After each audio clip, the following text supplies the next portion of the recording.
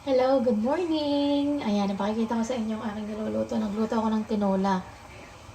Tinolang manok. Pero yung ginamit ko ditong manok ay hinilapan ko ng fillet para kay Elena. Napabaunin sana sa school. Kaso sa Elena is not feeling well pa rin. So, hindi siya nakapasok. So, since mga langga, nag-start ako mga langga talaga na less yung or i-cut yung carbs.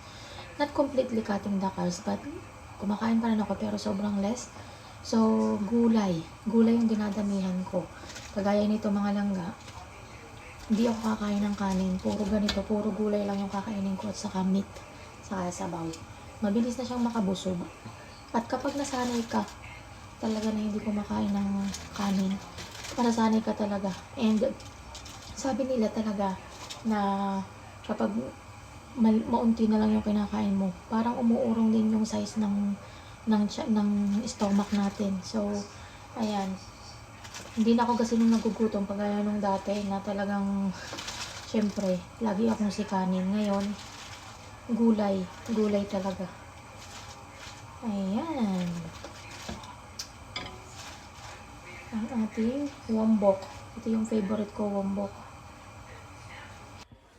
So, ayan, tingnan natin yung ating, luto na. Labog na ang ating kuan. Ang ating gulay ay labog na. Ayan, o, diba? Labog na yung ating gulay.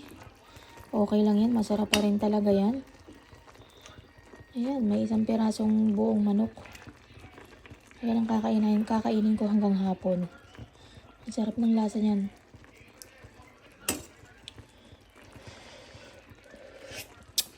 Sarap, manamis-namis. Gawa ng gulay.